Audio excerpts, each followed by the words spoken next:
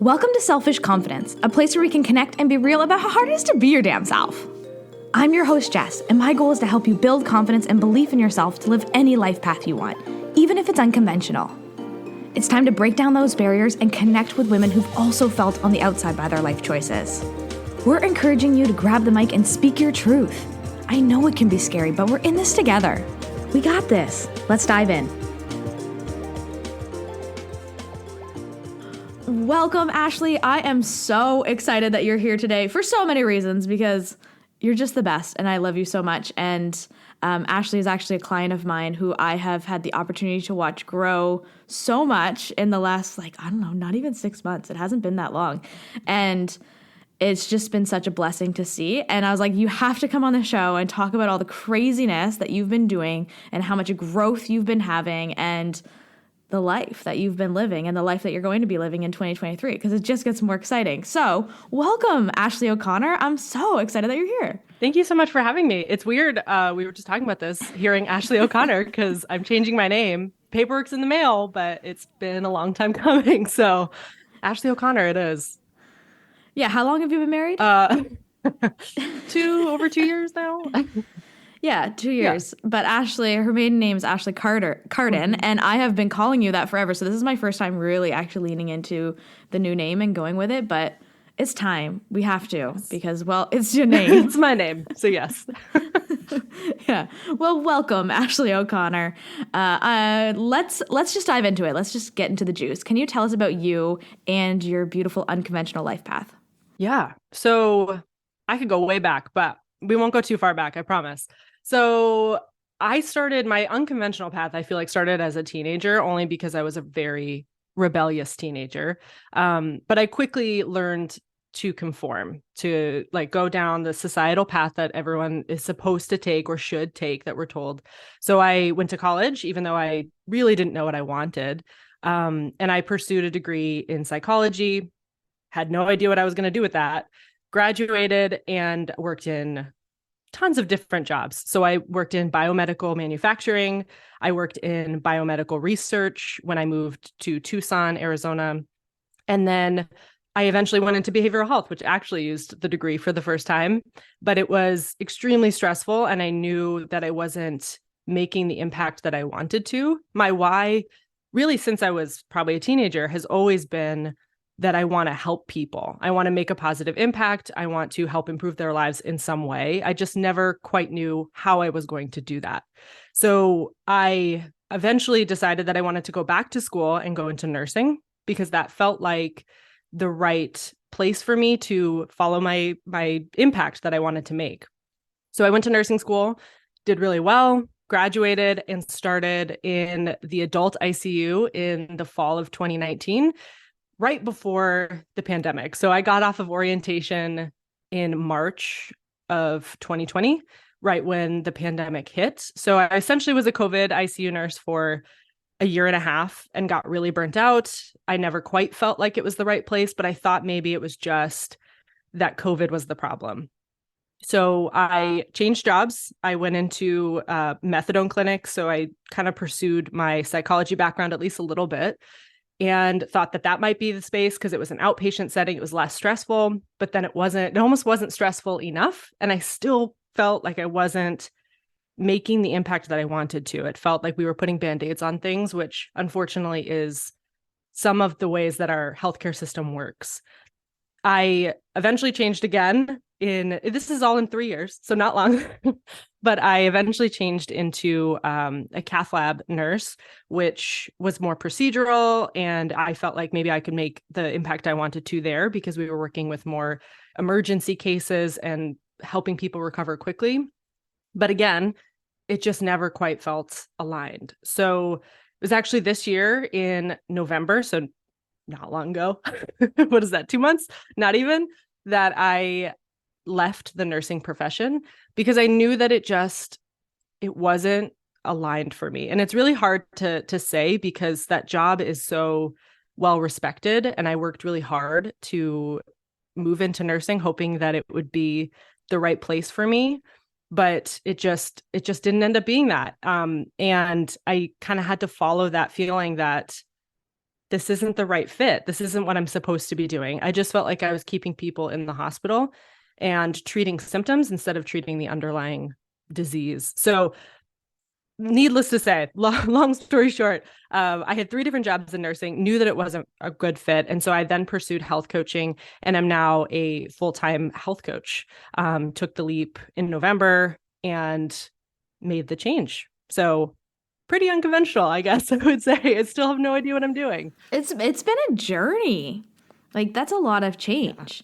And I know how hard it is for people to accept change and to try things out of their comfort zone, but you sound like you're a pro at it. Like you've been following your heart, and although it's come to dead ends so many times, you're trying something new, trying different degrees and different careers and so many things. Like how did you find the courage to take leaps like that in all areas of your life? So I honestly, I think, yes, it definitely took some courage, but I think it was also this like um immense, like overwhelming fear that I would not live up to my potential. That really was the driving factor, and that I would stay stagnant. It definitely took some courage to take the actual leaps, but really the driving factor was that fear, because we spend 90,000 hours on average working in our lifetimes. A third of our lives on average is spent working. And I always knew that I wanted to have a job that I was passionate about. I always knew that I wanted to love what I was doing, which I think most of us do, especially millennials. I think we were fed this idea that we should be passionate about what we do, which is great. But I just never found that. And I knew that I couldn't handle spending a third of my life doing something that made me miserable, doing something that I hated, doing something that wasn't filling me up, doing something that wasn't aligned. So it was more the fear of living that and staying stagnant, staying stuck where I was, that was the biggest driving factor, and has always been. So I've always chased uncertainty, because I know that that is where growth is going to happen. I know that that's where change is going to happen, even though it's extraordinarily uncomfortable. I would rather be uncomfortable in change than comfortable staying the same. So I knew that for myself. I tried all these different units. I tried things. I didn't want to just half-ass it and not give nursing the shot that I needed to. But once I tried all these different units, I know as 3 years, a lot of people will say that's not enough time, but there's this knowing too. There's this like gut feeling that I knew that it wasn't the right fit. So I knew that I had to make a change. It just was a matter of figuring out how to do that. Because I mean, honestly, I was a great nurse. I loved my patients. I was really good at the job, but sometimes that's not enough. It looks great on paper, but if it's not filling you up, that's 33% of your life. I want the 33% of my life to be devoted to something bigger than me and something that means a lot to me. And this is that for me. Ooh, I feel emotional over here, and it's probably also because I have a connection to you that's deeper than, just recording this podcast, but I'm just over here just in awe, because what a message. Like a third of your life, and we spend so much time like being miserable in jobs that we have. And I've made a big change in my life too, just like you, and it makes a big impact on who you are and how you show up in the world. And I know there's a lot of people who listen to this who are in places where they hate what they're doing for work and want something more. And you did that. How did you face the judgment from others? Was there judgment from others? And I know that you faced a lot of judgment from yourself. So can you kind of touch on the judgment that you felt in the world, both by yourself and from others, when you have been like hopping around from career to career in such a short period of time? Yeah. So I've learned a lot about myself in the past 6 months, probably since working with you, and just the growth phase that I've been in. So that's been really helpful. But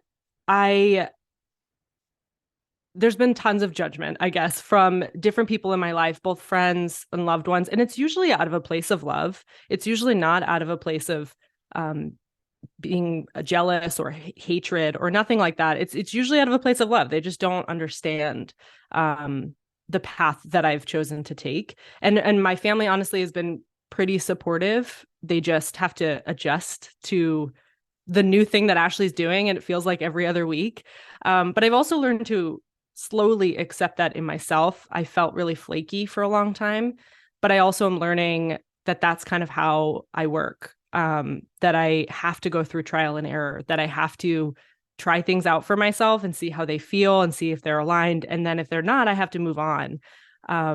So the internal judgment has probably been harder to get through than the external judgment, because I can kind of get past it and write it off as they just don't get it. It's okay. They don't have to. But for me, the hardest part probably has been mourning that identity that I had. All of these identities. I had so many so far at a young age. I've had so many paths that I've taken and then left behind that I've learned to get past it, but each time it is hard, and each time it does kind of cut down on my confidence at least a little bit. It blows it down and then I build it back up, because I have to let go of this idea that I've worked really hard and spent all this money on nursing or psychology or whatever else. I have plenty of debt to remind me every day of that conventional path that I took that just didn't work. But it's me learning that that's the way that I'm going to operate. It's the way that my brain works best. It's the way that my gut works best, is by trying things out. And if they don't fit, then moving on. So it's really me working on that for myself, for sure. But learning about myself has helped a ton. Learning that that is how I operate has been really helpful.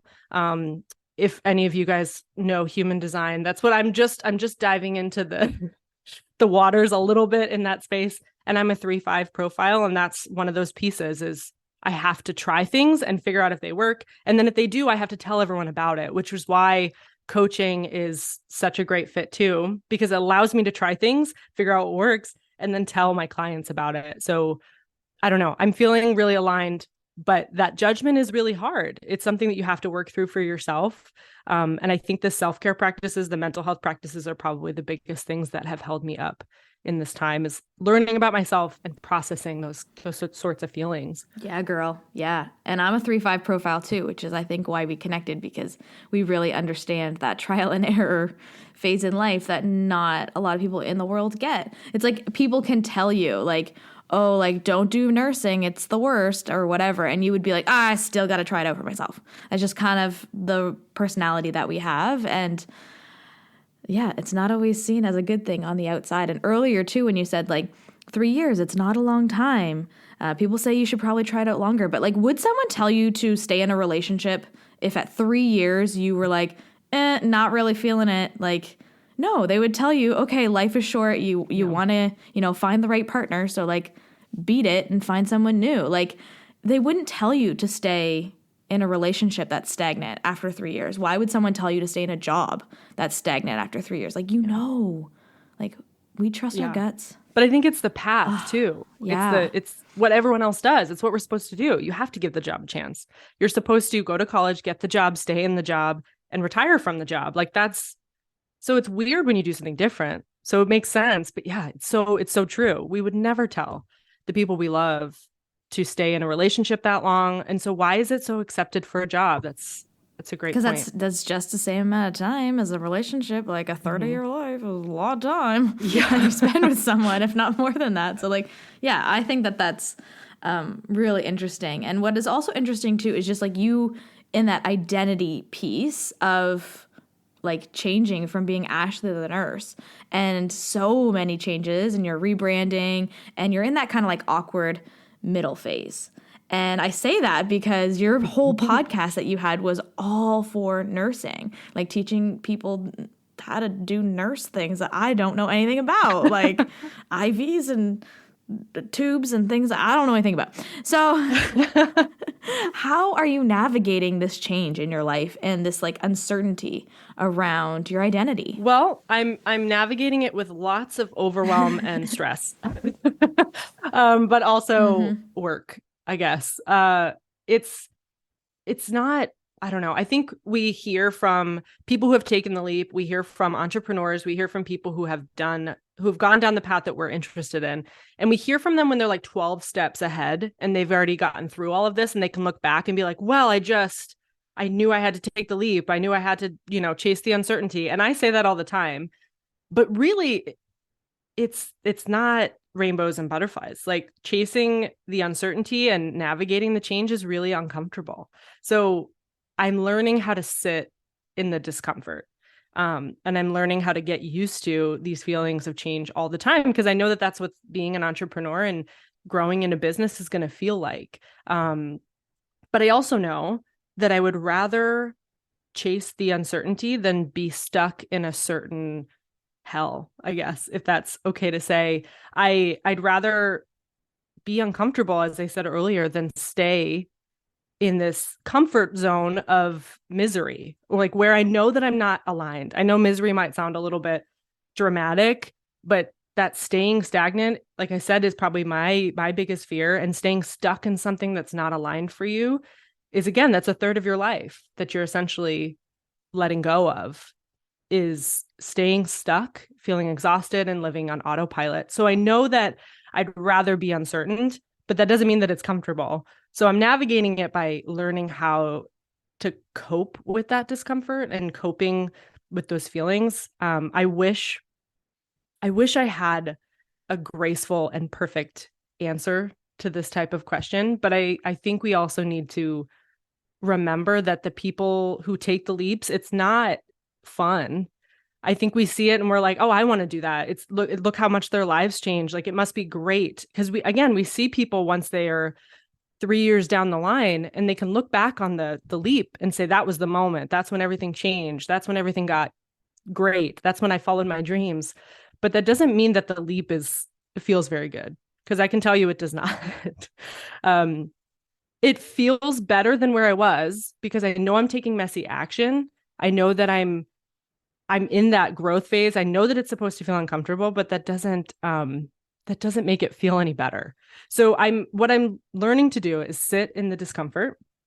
I'm leaning into those feelings because I know that's part of the process. And I'm also just like hoarding and gathering my resources and my support. So I'm getting coaches. Like I have you, I have multiple coaches. I have people in my lives that I know are supportive of me, that I can turn to when I'm dealing with something. Even if they're not in the same space, they at least know what I'm doing and they love and support this path. So I can lean on them when I'm having a day that's been really difficult. So it's really that delegating, trying to pass off some things that are stressing me out so that I can focus on the things that I care about.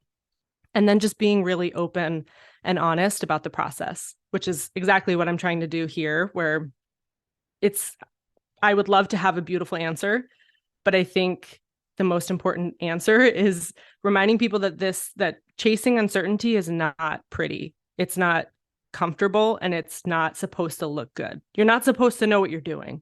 At least that's how I've experienced it, is I have no idea what I'm doing, and that's the right place to be. Are you uncomfortable right now? Yes.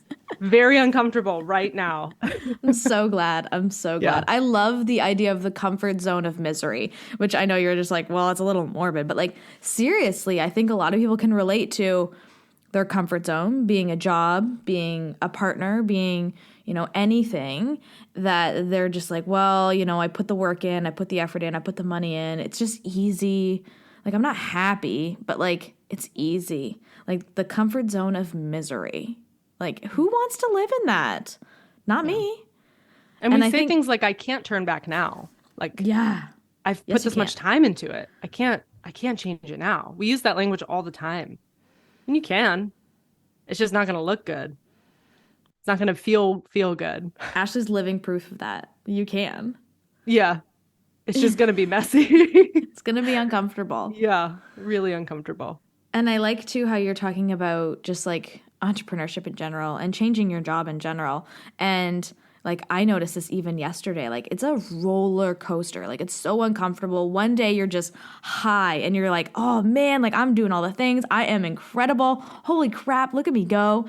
And then the next day you're, like, crying on the floor, not sure if you made the right choice, like, praying so hard that you figure it out. And then, like, the next day you're high again. Like, think of it like your menstrual cycle. That's entrepreneurship. Highs and lows, lots of emotion, and a lot of discomfort. Like I felt it yesterday too. I made a podcast episode and then sat down and cried because I was like, I'm such a hypocrite. Like, I told them this and I am struggling. Yes. And that's just kind of the roller coaster that we have. Mm-hmm. It's entrepreneurship and you're doing it and it's scary. And I'm so proud of you and everything that you've been doing in the last little bit. Can we chat about some of the big things that are coming next year and how you can continue to follow your heart and this unconventional truth that you're living? Yeah. So there's a lot happening next year. So first thing is I'm launching my first small group homecoming program. It's an 8-week program. We can chat more about it, but I'm launching that next year. So I'm launching my first group program as well as one-on-one coaching. I'm diving deeper into that as I leave the space where I am right now, because that's the other big change coming in 2023. We're taking off on a journey around the United States. We've decided to move out of our home and rent it out and then live in short-term rentals around the US for 3 months at a time, with two of our good friends. So we're kind of living the nomadic life. So most of my time right now has been either preparing for the program launching and diving deeper into the coaching space, and also getting this house and everything ready to move and like live a totally different life than we are right now. So we're starting in Denver, Colorado, which I'm very excited about, but there's a lot that goes into that too. So it has been stressful to say the least, but also super exciting. We're less than a month away that we're leaving right now. So it's been a lot, but tons of big things coming, the coaching and the moving probably being the two biggest. Those are huge. And I think what I love too is the fact that you are moving around and you don't know where you're going or what you're doing. I love that for you. And I think that that's just going to help you to see, is Tucson the place where you want to live forever? Or is one of these new places that you're going to light you up and become your new home? Like, how crazy would that be? Yeah. That's the other intention, is we're like, I don't know, we love Tucson, but who knows? We might like something else even better. Like, we'll find out. It's going to be really exciting. Find out. I love it. I'm so excited. Let's dive into your passion. Like, let's put your personal life aside for a second and talk about all the things that you're so freaking passionate about right now. Simplifying wellness for people like me who struggle with it. Can you give our listeners some advice to walk into a healthier 2023? Yes. So right now, especially, I don't know when this episode's exactly going to air, but you're somewhere in the new year, or before the new year, and you're going to be bombarded with messages about what you need to cut out or stop doing or start doing. You're going to get a lot of messaging about that you're too much, or that you need to cut back, or all of these things, that you're not enough at the same time somehow. This is the time of year where we get lots of fitness programs and nutrition programs thrown at us, which the intention behind them, I know, is a good one. I know that people are just trying to help people be healthier. But I do think that we've been fed this narrative for long enough, especially as women, that we need to somehow be smaller and less and take up less space. So what I would love, if every woman, especially if every woman going into 2023 could remember, is that you cannot hate yourself healthy. That level of hatred, the guilt, the shame, and the punishment that we usually associate with things like dieting and exercise and our bodies is not what's going to get you to a place of lasting health. That's not what's going to keep the weight off if that's your goal for yourself. If you are just trying to feel better in your skin, hatred is not going to get you there. It's going to get you further down the path that you don't want to go. So if I could help women remember anything, it's that they're enough right now, wherever they are, that they need to learn how to love themselves in the journey to health, not once they get to the destination. We all think that those last 10 pounds, once we lose the last 10 pounds, then we'll be happy. Then we'll be beautiful. Then we'll be confident. Then we'll make the job change. Then we'll, take the leap, because everything will be better once I'm smaller. That's what we've learned for so long, is that things are better if you are skinnier. Things are better if you weigh less. Things are better if you are toned, you have a 6-pack, or whatever else has been fed to us for so long. And I want to change that message for you. I would much rather women love themselves regardless of what size they are and pursue their dreams in that sense and not wait until they weigh a certain amount, because that's the least interesting thing about you is your size or how many push-ups you can do or whether you've only eaten salad today. That's not interesting. That's not who you are. We've tried to shrink ourselves for so long, and we spend so much of our time obsessed over how much we ate, how much we exercised, what our clothes look like, what they feel like, that we don't even have the brain power. We don't even have the mental energy to do the things that we care about. So imagine if we could erase that part.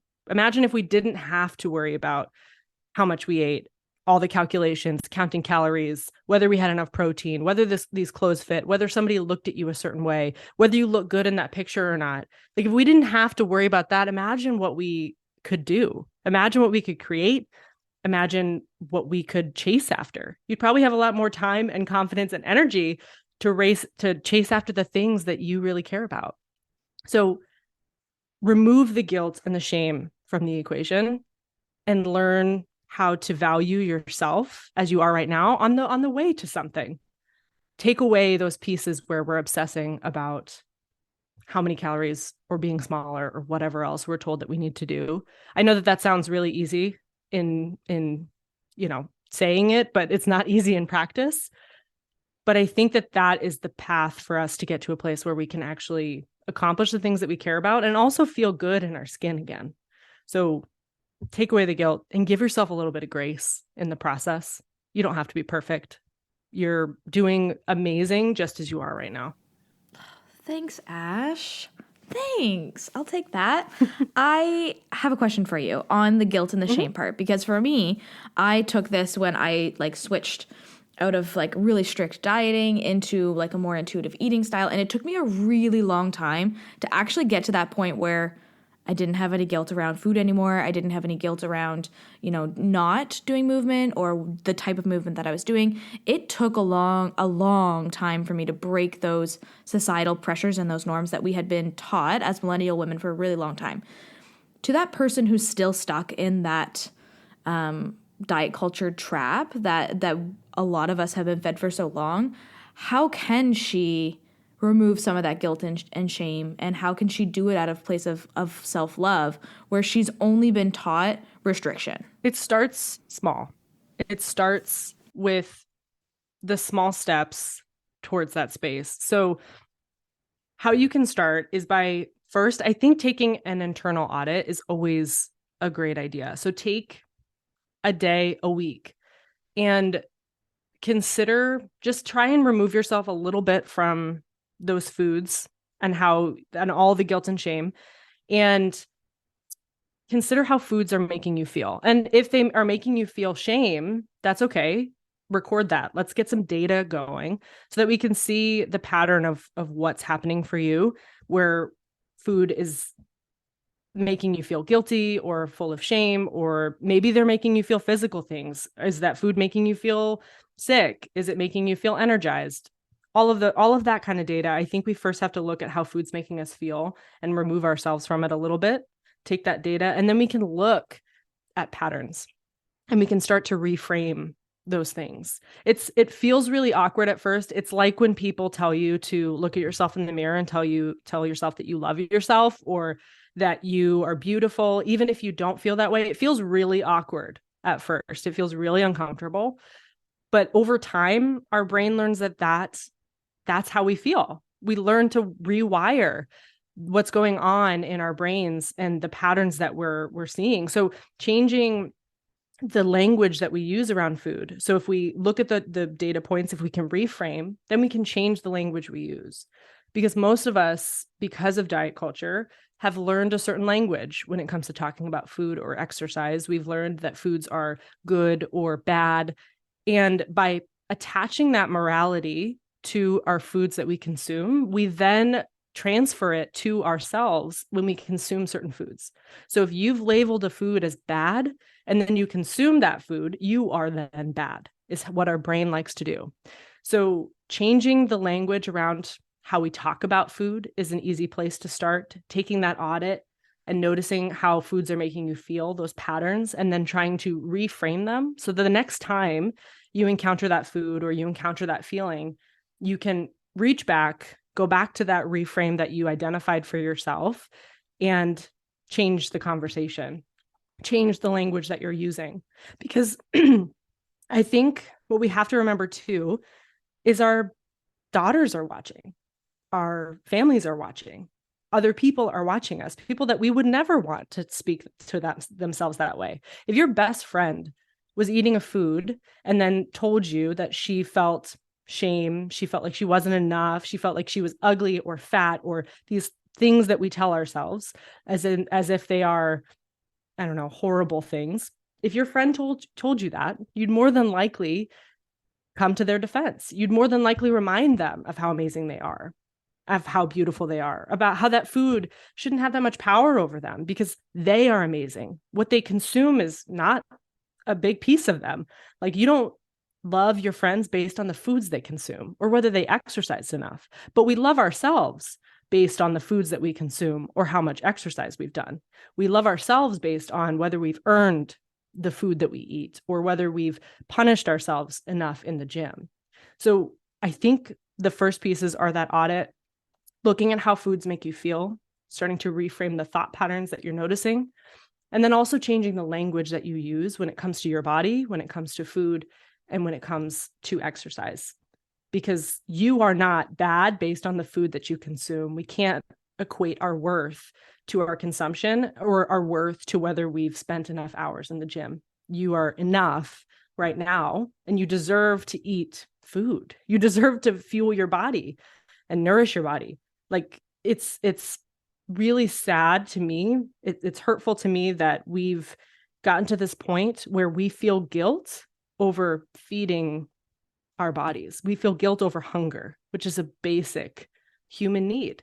We don't have to feel that way every time we consume something. Again, it's clouding our thoughts so much. It's filling up so much of our brain space when there's so much more to you than that. So I think the audit, changing our language, and really starting to shift that relationship over time with food and our body and exercise. It took this long for you to get here. It's going to take a little bit of time to make that shift too.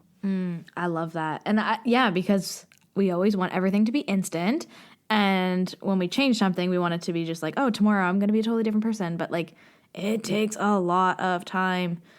I remember just like really struggling with following my intuition. But then it's like also there was these like measuring cups over there. And I'm just like, what do you mean, my intuition? Like, but that's how much protein I'm supposed to have. I don't know what you're talking about. It took a very long time. So anyone struggling with that, connect with Ashley. She's a gal. She's really going to help you to break some of those things that we've been telling ourselves make us worthy for so long. And it is not the truth. And speaking of that, can you tell us a bit about your new 8-week homecoming program? Yes. So the homecoming program is, as you said, so it's an 8-week program, but it's designed to do exactly what I was just talking about. It's designed to help hit the reset button on your relationships with food and your body, exercise, and mental health too, for sure. Those are the key players in the game of health. We have been fed so many different diets and so many different programs that are based on deprivation, elimination, restriction, and usually exercise as punishment, hours in the gym, things that just aren't going to fit long term. Like, how many of you have started a diet, it worked for a little bit, and then you fell off the wagon, with air quotes, right? And went right back to where you were when you started. Like, we've done this so many times. We've all yo-yo dieted. We've all gone up and down in our weights. We've all tried a diet. It didn't work. Or we tried a diet and felt like crap and then went on a binge. We've all been in this cycle. So the homecoming program is a place for you to get reacquainted with yourself, get reacquainted with your relationships with food and exercise, and come back to your body. Because all of these things that we do, restricting our foods, trying to lose weight, trying to be smaller, going to the gym for hours, all of those things are us trying to change this body that we live in as if it's not us, as if it's not a part of us. We detach ourselves from this body so often because we feel shame about it. We've learned that it doesn't look the right way. We've learned that it has to change shape or size in order for us to feel at home here. But I want you to feel at home in your body. And that's one of my biggest intentions in the homecoming program, is for you to learn the basics about nutrition, keep it simple. We've all heard all these things on social media that are making it really complicated. Like every other day, an apple causes cancer, and then the next day an apple is curing cancer. It's confusing. And I want to take the confusion out. I want it to be simple for you, where you can learn about how foods make you feel, learn about nutrition in an intuitive way so that you can get back to the place where you trust your body again, and learn how to treat exercise like something that honors you instead of takes away from you. The intention is for you to feel empowered and confident and strong in your body, and clear out the mind so that you don't have to obsess about food and all this stuff. We can free up that mental space for you so that you can do all the things that you really care about. So in the 8 weeks, we'll be covering topics like intuitive eating. We'll be covering topics like joyful movement, taking that audit, as we talked about. We'll have expert bonus calls in there too, where we'll cover things like confidence. We'll cover things like body image, and also allow you to get to know yourself a little bit better. Again, like I was talking about for myself, that was a huge move for me. So part of homecoming, part of coming home is going to be you rebuilding that trust and you relearning who you are outside of your diet, outside of how much you exercise. So 8 weeks long, there's also an option to add on one-on-one coaching outside of the group space. So that allows us to dive a little bit deeper for you and add an individualized option for you that's a little bit more personal. We can really dive deep into what's holding you back if you're feeling like you've got a lot of barriers on your path towards this. But the ultimate goal is that you feel at home in your body again, and that you discover health that's actually going to last. Not something that you're going to lose after 8 weeks. Not something that's you're just going to fall off the wagon, with quotes. Again, this is a lasting change to the point that you probably won't need me. That's my goal. I don't want you to need me. I want you to come back to yourself and need yourself. Mic drop. Yeah. Like, how great would that be? I love the concept of just like coming home to yourself and being home in your body. And I know there's a lot of people listening who don't feel that way. And if that's you, I want you to connect with Ashley and just chat with her, because she's got so much knowledge and she really is a passionate person for this and for your health, and to make it simple, which is what I love, because I don't want it complicated. I don't need to measure or weigh my food. Like, this is bullshit. Like, I want to feel simple, easy, fun, happy, joyful, confident, all of these things. And that's what you're bringing in this program, which I'm so excited about. Can you tell our listeners where they can connect with you, where they can find your podcast and be able to, message you about this program? Yes. So I am at the Ashley O Show basically everywhere. So my podcast is, I didn't even mention that I have a podcast. I think I mentioned it earlier. You did it for me, Jess. Thank you. I have a podcast. It's called The Ashley O Show. It was formerly the Nursing Co-op, but now you find everything under The Ashley O Show. On Instagram, I'm at Ashley O Show. And then you can even email me if that is your mode of communication at ashleyoshow@gmail.com. And we can connect that way. We can jump on a call and make sure that we're aligned and that this program will be a good fit. But I would love to have you guys there. I know that if you're in Jess's community, that you're going to be the exact type of women I want to work with, because you're so motivated and you're chasing that confidence and you're working so hard on yourself. It's the same place you want to be. Oh, emotional over here again, just watching Ashley just shine. I love it so much. Can I ask you a few questions that I ask every podcast guest that comes on? Yes. Okay, good. I've never asked anyone if I could ask them. Why am I asking you? What if I said no? I would have been like, okay. And then there would have been a lot of really disappointed people who love to hear these questions from my guests. So way to disappoint everyone, Ash. Thanks. What is your favorite compliment to receive? I love actually when people tell me that I'm strong. That's one of my favorite compliments. It used to be that when I was like, oh, you've lost weight or you're skinny, But now I love it when somebody's like, wow, you're strong. Like you can lift weight or you're just strong mentally. Like I love that. I would rather be strong and not skinny. Yeah, girl. Oh, I love that. That's a really good one. And you are so strong, and I know you personally, so I can say that. And hearing from your journey, I'm sure there's a lot of people who would look at your story and say the same thing, that you are so strong for making so many changes and for following uncertainty and just like being you. Like what a gift. And yeah, you are so strong, Ash. I What is wasn't your strong enough to catch you when you jumped off of Oh my the gosh. stage though. Now that you say that video will be a part of the promotion for this episode because Oh, I don't think I've shared that video I don't think you have either. because I was kind of embarrassed, but also just like saving it for myself because yeah, I thought this was going to be the greatest idea ever. I was like, actually take my phone. I'm going to jump off. I didn't think I even told you what I was going to do. I think I just said, take my phone and record. This is going to be super, super sweet. And I jumped off of a stage and did like a karate thing in the air and landed on top of Ashley. Yes. Yeah. So thanks for catching me. You're welcome. Strength. Strength. You're so strong. You're so strong. I love it. Thank you. What is your favorite thing to do to boost your mood when you're feeling grumpy? I love actually just getting outside and moving in some way. And I'm not saying I go for a run. I'm not that cool. I'm not that intense. It's more that I love to move because it feels like I'm moving forward somehow. That's always when I process. If I sit in my emotions, I'll usually just go down a path and shut down. So the best way for me to boost my mood if I'm in a funk is to move because then I feel like I'm moving forward. So I can talk about it. I can process. Oh, that's good. Oh, I always that. forget too until somebody reminds me. Yeah, we'll sit like in like the doom of like scrolling or spending too much time on your phone or spending too much time sitting on the couch. That's me all the time. And I like the idea of moving forward. So like getting up and moving and not staying in that stuck. So like that's a really great way of looking at it, Ash. Do you have a song or a quote that boosts your confidence? So the one I always go back to is When I Grow Up by NF. He's a rapper, but it's fantastic. Okay, I'll check it out. I don't think I've ever heard It's him talking about an unconventional life path, really, because it's when I grow up, I'm not going to do the things that you guys say. I'm going to follow this dream or whatever. It's just so good. Oh, he's amazing.